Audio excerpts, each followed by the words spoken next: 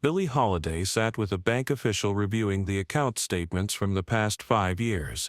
The numbers on the papers froze her. $485,000 deposited, $750 balance. "Where's my money?" she asked in a trembling voice. The bank official said delicately, "There's another person with full access to your account. Sadie Fagan, Billie's mother." That day Billie understood her mother wasn't just managing her money, she was systematically stealing it. But the most shocking part was this: Sadie was also Billie's heroin supplier. How could a mother destroy her own daughter both financially and physically? And why couldn't Billie end this relationship until the day she died? If you enjoyed this story and don't want to miss the untold details of the systematic abuse in Billie Holiday's life, please don't forget to subscribe. Now, let's discover how Sadie Fagan gradually destroyed her own daughter from 1935 to 1959, and why Billie could never escape this toxic relationship. When Sadie Fagan came to New York, Billie Holiday was 20 years old and her career was just taking off. She was making recordings with Benny Goodman, performing regularly at Harlem clubs. Her name was slowly being heard. At the time, Billie was making an average of $150 to $200 a week, quite good money for 1935. But inside Billie still lived that little girl who'd been sent to a brothel at 14, the traumatized child still seeking her mother's love, still waiting to be forgiven. When Sadie came from Baltimore, Billie welcomed her with open arms. "My mother's here, I'm not alone anymore," she thought. But Sadie hadn't come to ease her loneliness. She'd come to exploit Billie. The first month seemed innocent, or appeared to be. Sadie stayed at Billie's place, cooked meals, did housework, played the role of good mother. For the first time in her life, Billie felt maternal affection. Sadie would tell her, "I'm proud of you, baby," would watch her concerts, would applaud. For Billie, this was worth its weight in gold emotionally, because she'd waited her whole life to hear these words from her mother. But Sadie's real plan was slowly taking effect. The first money request came innocently. "Baby, I'm going to the market, can you give me some money?" Billie gave it. The second request, "I need a new dress, can you help?" Billie gave again. Third, fourth, fifth requests came and Billie met them all. Because to Billie, this was a normal mother-daughter relationship. When mother needed something, daughter helped. But Sadie's needs never ended. By 1936, Sadie was beginning to seize financial control. "Baby, you get so tired on stage, let me help you. Let me manage the money, you just focus on singing," she said. Billie agreed because it sounded reasonable. Sadie started collecting Billie's concert money, paying expenses, saving the rest. But there was never anything left. Every week Sadie found new expenses. Rent went up, went to the doctor, friend is sick, helped her. Electric bill came. Billie didn't question because when her mother said these things, she believed her. Plus Billie had never received any education about money, didn't know how to keep accounts, had no financial literacy. Sadie knew this, and used it. In 1937, Sadie took the next step, becoming official manager. "Billie, I'm your manager now, officially. That way I can better manage your career," she said. Billie was already working with several people at the time but agreed because her mother wanted it. Sadie's management style was simple: collect all of Billie's income, spend all of it, tell Billie expenses are very high. Billie's friends were starting to notice. Teddy Wilson, Billie's pianist, told her in 1937, "Billie, you don't even see half the money you earn. Your mother is doing something." Billie went defensive. "She's my mother, she takes care of me, she wouldn't cheat me." Teddy insisted, "Billie, be careful, don't blindly trust her with money." But Billie didn't listen, because Teddy being right meant a truth Billie couldn't accept: her mother was using her. By 1940, Billie Holiday was a star. She'd gained national fame with Strange Fruit. Concert fees had increased, record sales were high. She was making $500 to $1,000 a week, an astronomical amount for the time. But Billie never had any money in hand. After every concert the next day, Sadie would take the money, saying, "I'm depositing it in the bank, saving it for you." Billie believed this, until one day in 1942 when she went to the bank and found only $85 in her account. She was shocked. She asked Sadie, "Mama, where's my money? There's almost nothing in the bank." Sadie calmly answered, "Expenses are very high, baby. House, car, clothes, travel, I'm doing it all for you." Billie tried to object, but Sadie started crying. "I'm giving my life for you, and you're accusing me." Billie backed down, apologized. Because traumatic bonding works like this, the manipulator presents herself as the victim, and the real victim feels guilt. But Sadie's exploitation wasn't limited to just money. When Billie's heroin use started in the mid-1940s, instead of trying to stop it, Sadie facilitated it. Some nights Sadie would personally find heroin and bring it to Billie. "Don't get it from the street, baby. There are dangerous people. I found it for you, from a reliable source," she'd say. At first Billie thought this was her mother trying to protect her, but the truth was much darker. Sadie was controlling Billie through heroin. As long as Billie was addicted, she needed Sadie. When Billie opposed Sadie, Sadie would stop bringing heroin. Billie would beg, apologize. Then Sadie would bring heroin. This was a classic control mechanism, and it worked. Billie's friend Memory Midget witnessed an incident in 1946. Billie and Sadie had fought over money. Billie had shouted, "You're taking all my money." Sadie had answered coldly, "Fine, then I won't help you anymore." That night Billie started going through withdrawal. Sadie hadn't brought heroin. Toward morning, Billie knocked on Sadie's door, apologizing through tears. Sadie accepted and gave heroin. Watching this scene, Memory was horrified. A mother was controlling her own daughter like this, and Billie couldn't realize it, because the heroin need overshadowed everything. Sadie wasn't just an exploiter, she was a manipulator who condemned her daughter to addiction.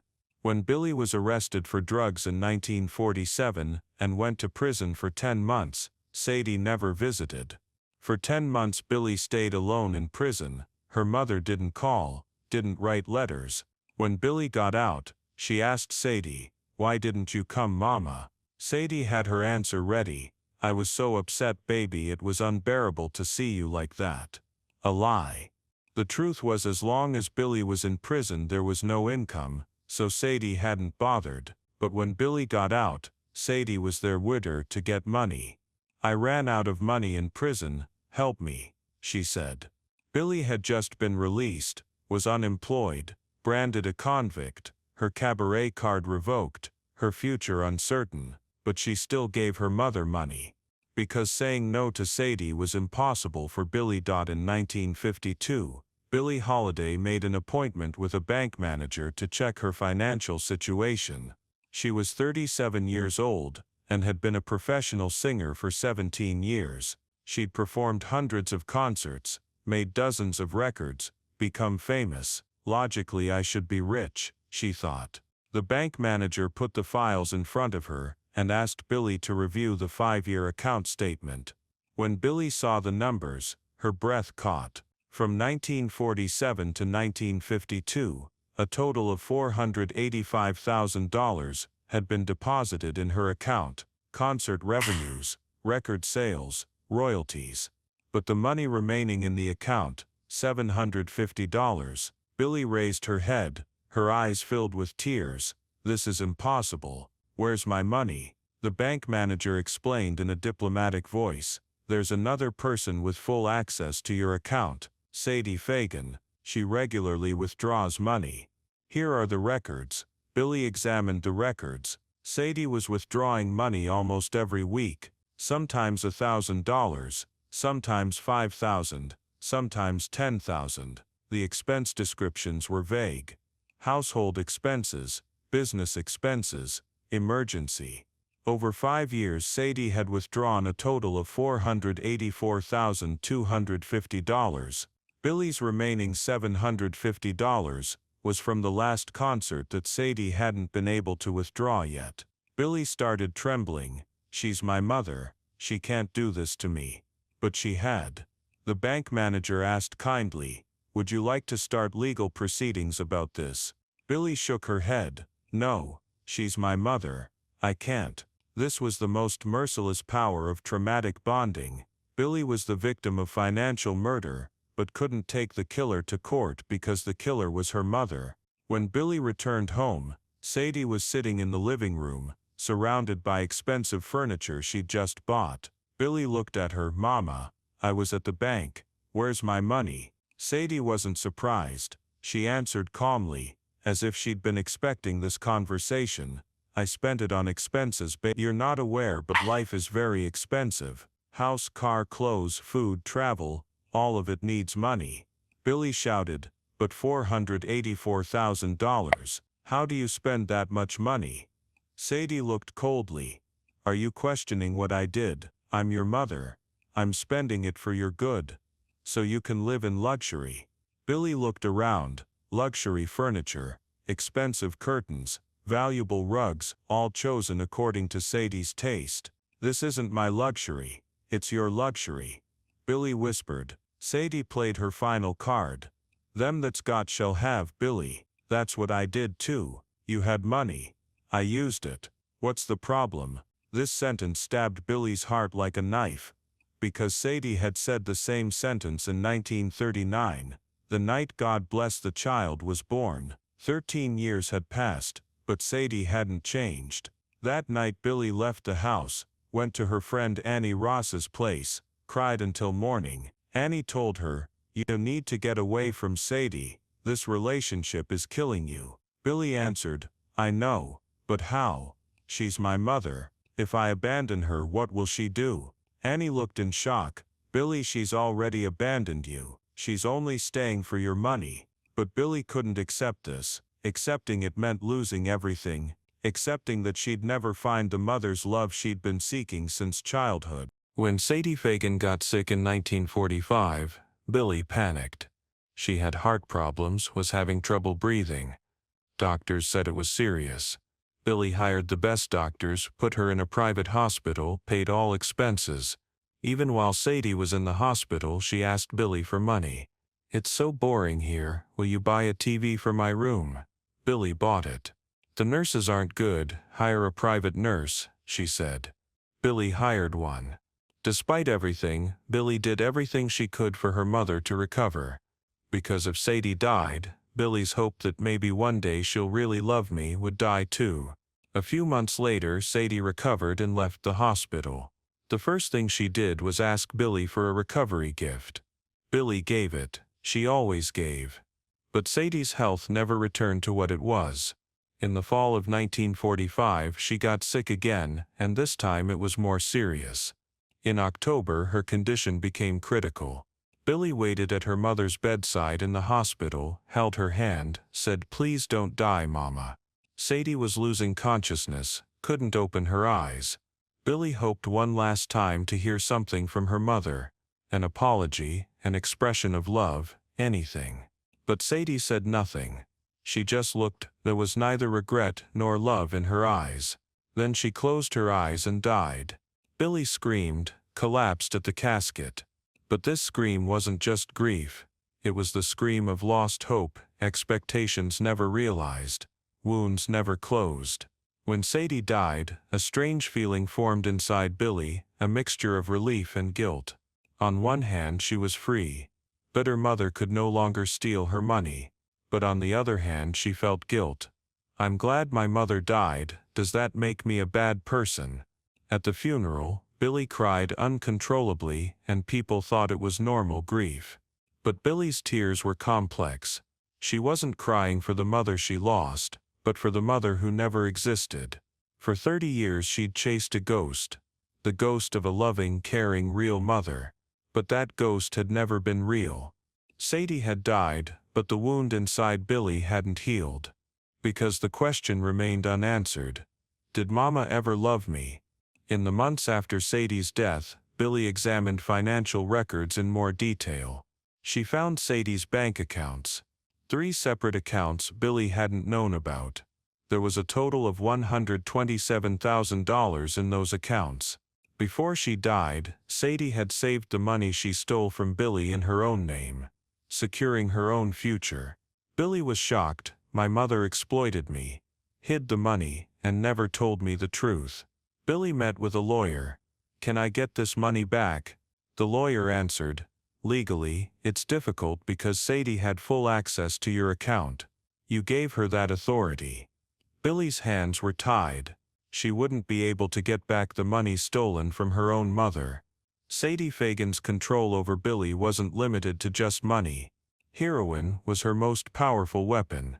Billie's addiction had started in the mid-1940s, and Sadie saw this as an opportunity. At first she played the worried mother role. Baby, this is bad, you should quit. But when Billie couldn't quit, Sadie changed strategy. Since you can't quit, at least get it from safe sources. Let me find it for you. Billie interpreted this as her mother protecting her. But the truth was much more sinister. Sometimes Sadie personally supplied heroin. She had dealers she knew, found clean heroin for Billie. Billie was grateful for this. My mother is protecting me from street dealers. But Sadie's real purpose was control.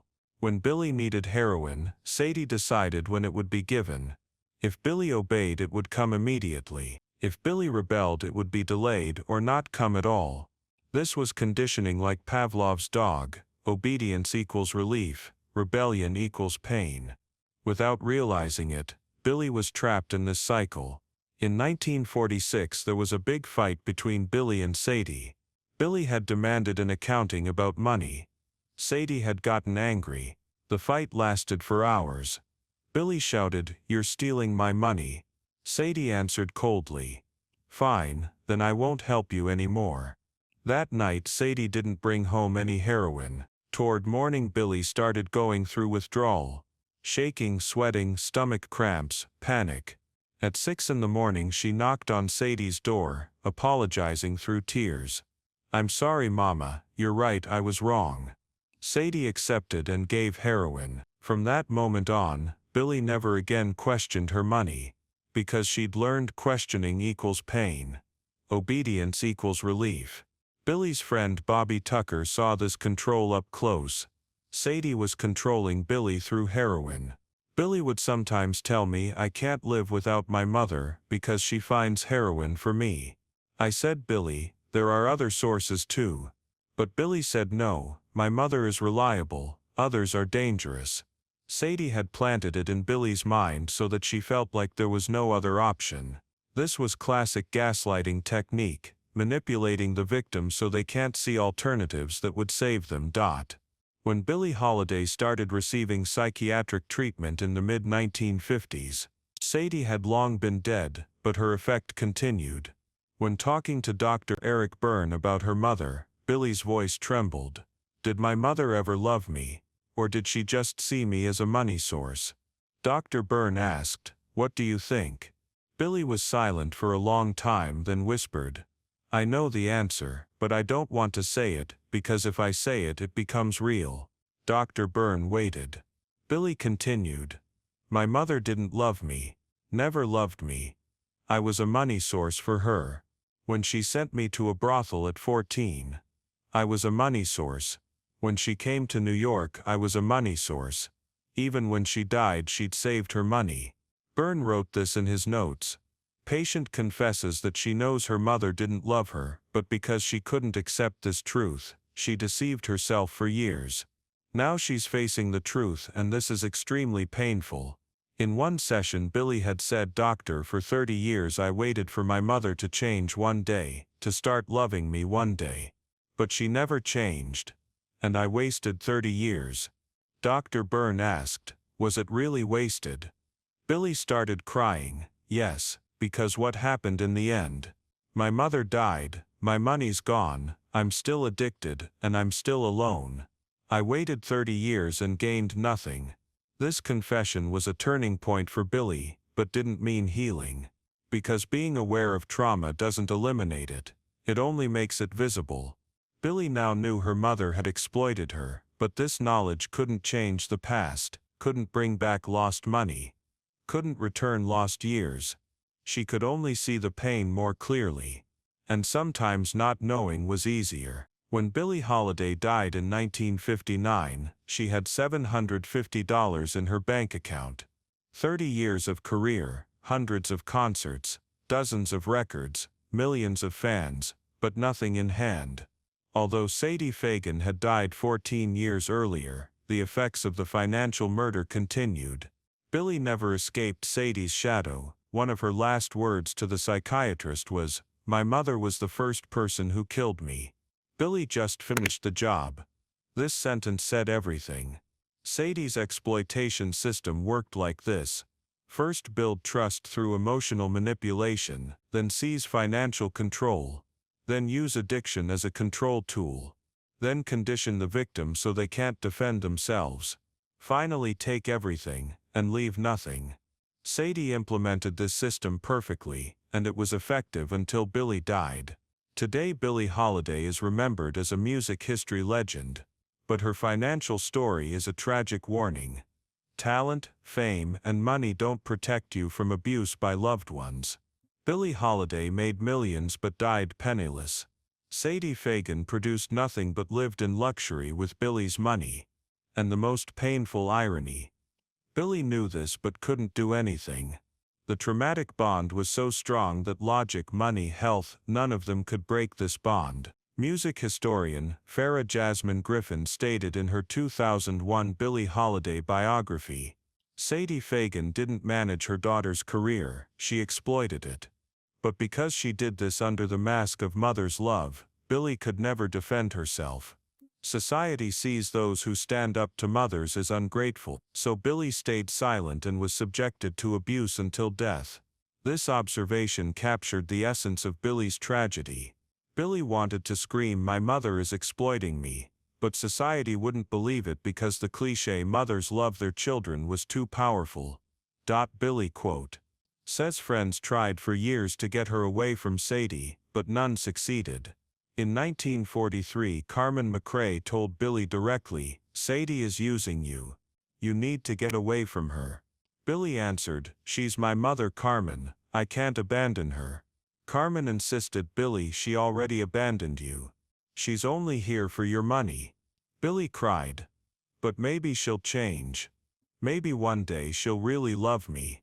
Carmen understood that day Billie was in too deep a denial to be saved. In 1944, Lester Young, Billie's closest friend, tried another approach. He talked directly with Sadie. "Mrs. Fagan, you're exploiting Billie. This isn't right." Sadie acted shocked. "How would I exploit my own daughter? She's my everything." Lester continued, "You're spending Billie's money, nothing's left for her." Sadie got angry. "Who are you to interfere with the relationship between me and my daughter? I'm throwing you out of my house." Lester was thrown out and Sadie told Billie Lester is a bad friend trying to come between us. Billie believed Sadie and didn't talk to Lester for months. That was Sadie's power of manipulation. She isolated Billie from those trying to save her. In 1950, Billie's lawyer suggested legal action. "Billie, we can restrict your mother's access to your account. We can start legal proceedings." Billie panicked. "No, I can't. She's my mother. If it's known I took her to court, everyone will see me as ungrateful," the lawyer explained. "But she's robbing you. You need to protect your rights." Billie shook her head. "No, we'll find another solution." No other solution was found because Sadie developed a new manipulation tactic every time. When Billie tried to set boundaries, Sadie would cry. When she got sick, Billie would feel guilt. When she apologized, Sadie would forgive. This cycle continued until Sadie died. When Sadie Fagan died in 1945, Billie hoped to be free. But trauma doesn't work that way. Sadie had left physically but continued to live psychologically inside Billie. With every money expenditure, Billie heard Sadie's voice, "You're wasting this." Every time she tried to save, she saw Sadie's face, "I'll take it all anyway." Sadie had died, but Billie's financial trauma continued. When Billie went to prison in 1947, she had no money. Sadie had died 2 years earlier, but her effect continued. Billie had earned for years, but Sadie had taken everything. Now Billie sat in prison, penniless, her future uncertain. Other inmates told her, "You're a famous singer, you should have money." Billie answered shamefully, "I had it, but my mother took it." Inmates were surprised. "Your mother? Why?" Billie couldn't explain. Because explaining made her feel stupid. Why had a 30-year-old woman allowed her mother to rob her? When Billie entered a new relationship in the 1950s, with Louis McKay, the same patterns repeated again. Louis also controlled Billie's money, spent it, stole it. When friends said, "Billie, you're going through the same thing again," Billie answered, "I know, but I don't know any other way. Sadie taught me, whoever controls money controls love. I don't know any other relationship model." Sadie had died but had destroyed Billie's perception of relationships. Billie couldn't build normal, healthy, mutually respectful relationships because she'd never seen such a thing. Sadie had taught her love equals control, dependency equals security, abuse equals normal. Billie Holiday's story was known in the 1950s, but nobody blamed Sadie. Media wrote Billie Holiday destroyed herself. Headlines said drug addict, singer wasted money on extravagance. But the truth, her mother's systematic exploitation, never made headlines. Because society wasn't ready to blame mothers, the cliché, "a mother is a mother no matter what," was too powerful. In an interview, a journalist had asked Billie, "So where did your money go?" Billie had answered, "My mother was managing it." The journalist had laughed, "Mothers generally aren't good managers." Billie had wanted to continue, but the journalist had changed the subject. Because saying "my mother robbed me" wasn't socially acceptable. People either wouldn't believe it or would see Billie as ungrateful. So Billie stayed silent, and the truth remained hidden for years. Only those very close to Billie knew the truth. But they couldn't speak publicly either because speaking while Sadie was still alive would put Billie in a difficult position. Speaking after Sadie died was considered disrespect to the dead. So Sadie's crimes remained hidden for decades. Only in the 1990s, 30 years after Billie died, did historians start researching the truth, and documents and testimonies emerged. But by then it was too late. Both Billie and Sadie were dead. Justice was never served. Modern psychologists study the Billie-Sadie relationship as a classic traumatic bonding case. According to Dr. Patrick Carney's traumatic bonding theory, the victim bonds with the abuser because survival mechanisms require it. The abuser is both the source of pain and the source of relief. The victim can't escape the abuser because the fear of losing them is greater than the pain. The Billie-Sadie relationship had all the elements of traumatic bonding. Dependency from childhood. Sadie sold Billie at 14. This distorted Billie's attachment to mother. Intermittent reinforcement. Sadie was sometimes good mother, sometimes abuser. This is the strongest form of attachment. Isolation. Sadie separated Billie from friends trying to save her. Gaslighting. Sadie distorted reality by saying, "I'm doing this for your good." Control tools. Total control through money and heroin. Guilt manipulation. Guess what I did too? I raised you, now you're being ungrateful to me. When these 6 elements combine, escape becomes impossible for the victim. Billie logically knew Sadie was exploiting her. But emotionally she couldn't separate from Sadie because losing Sadie meant losing mother forever. And Billie still hoped maybe one day Sadie will change. Maybe one day she'll really love me. This hope imprisoned her. In a 1956 interview, Billie Holiday spoke about a subject she rarely discussed: her mother. The journalist had kindly asked, "How was your relationship with your mother?" Billie was silent for a long time, then said this, "I don't know if my mother loved me. But I know she used me. She took my money, controlled my life. And I allowed it because I didn't know any other way. How does a girl say no to her mother? But because I didn't learn to say no, I lost everything." This confession was one of Billie's most honest moments. Usually she defended her mother, but that day she told the truth. When the interview was published, some readers were shocked. Billie Holiday is blaming her mother. But most people didn't believe it. She must be exaggerating. Mothers don't do such things. That's the power of social denial. Even when the truth is in front of them, people refuse to believe because believing shakes their own beliefs. In another interview in 1958, Billie had added, "People ask me, why do you always choose the wrong people? The answer is simple. My mother taught me that love means pain. People who treat me well feel strange. I can't trust them. But people who treat me badly feel familiar. I feel comfortable. It's sick, but it's my reality." These words showed how trauma is transmitted across generations. With what Sadie did to Billie, she didn't just destroy her. She poisoned all her future relationships too. Today, very little is written about Sadie Fagan. In Billie Holiday biographies, she generally appears as a difficult woman or well-meaning but incompetent manager. But the truth is much darker. Sadie Fagan was a systematic abuser and exploiter. She sent her own daughter to a brothel at 14, then robbed her financially for years, controlled her by feeding her heroin addiction, and never regretted it. Historians' approach to Sadie Fagan should change. She's not just a problematic mother. She was one of the key figures who destroyed Billie Holiday's life. Before Louis McKay there was Sadie. Before the FBI there was Sadie. Before drug dealers there was Sadie. They all harmed Billie, but Sadie laid the foundation for all of them.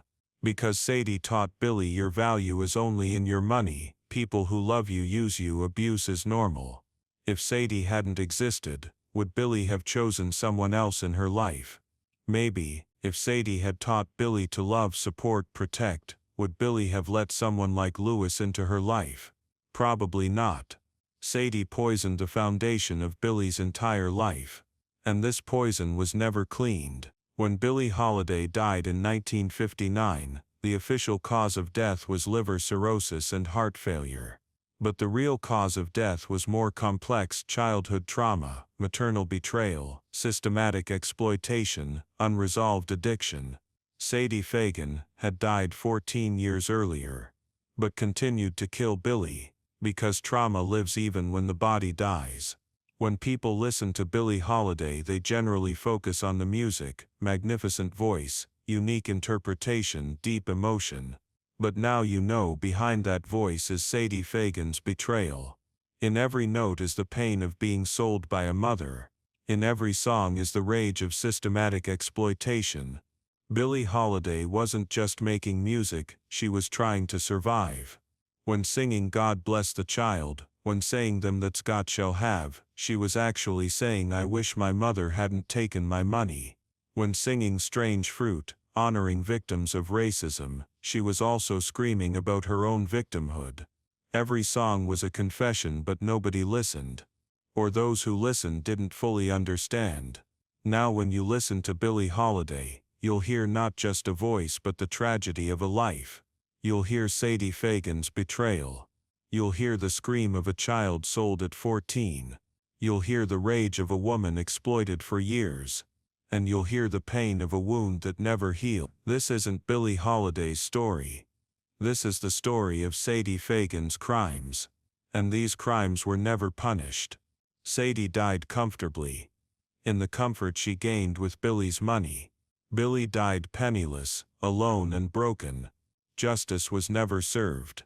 But at least now the truth is known. Sadie Fagan wasn't a monster perhaps, but she was a woman who slowly killed her own daughter.